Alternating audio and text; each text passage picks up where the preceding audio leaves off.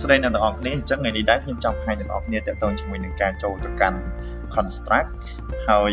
មានអីដែលយើងត្រូវធ្វើ construct ហ្នឹងបន្តអញ្ចឹងអ្នកទាំងអស់គ្នាគឺដើម្បីចូល construct គឺអ្នកទាំងអស់គ្នាចូលនៅក្នុងកន្លែង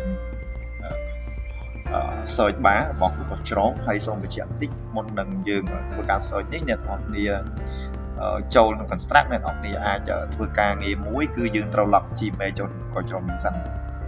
តោះអញ្ចឹងយើងចូលក្នុង construct ទាំងអស់គ្នាគឺយើងចូលយកមកពាក្យថា construct.net មក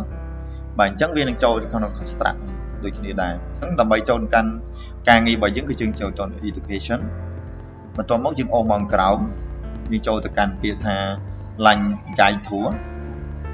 បន្តមកទៀតយើងខ្វែង line guide tour line guide tour នេះគឺជួយយើងធ្វើការងារជា step by step មានន័យថាមួយម្ដង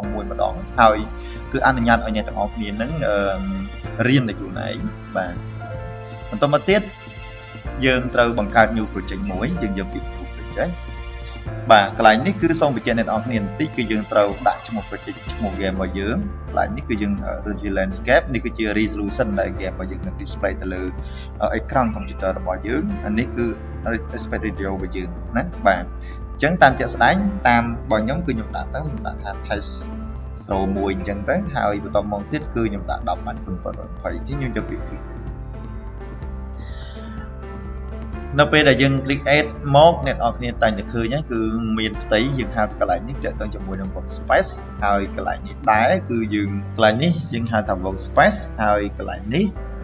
ដែរគឺយើងអាច click លើវាបាទយើង click លើវាដើម្បីកំណត់ទៅលើ frame របស់វាមានន័យថា margin របស់វាហ្នឹងអញ្ចឹងអ្នកនរគ្នាចុចនៅកន្លែង size នេះគឺយើងយកទំហំ18និយាយទៅយើងយកដូចអីដែលយើងបានរៀបចំពីលើខាងលើមកអញ្ចឹង720អញ្ចឹងយើងឃើញហើយថា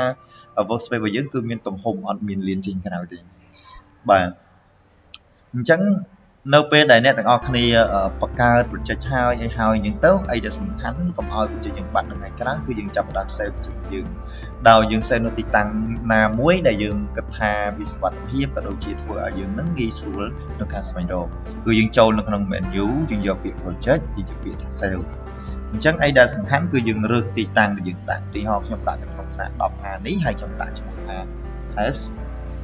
01ហើយមកខ្ញុំចុចថា save អញ្ចឹង game របស់យើងដែលយើងដាក់ test 01នេះគឺវានឹងចេញបាត់នឹងតែម្ដងអញ្ចឹងនេះគឺជា game របស់យើងដែលមានឈ្មោះថា test 01នឹងវាបង្ហាញទៅលើ toolbar ខាងលើនេះបាទវាបង្ហាញនៅលើខាងលើនេះបាទអញ្ចឹងការដែលខ្ញុំបង្ហាញភាពទូទៅនៃការចូល construct មានតែប៉ុណ្្នឹងទេអរគុណអ្នកនរគ្នាដែលបានតាមដានវីដេអូរបស់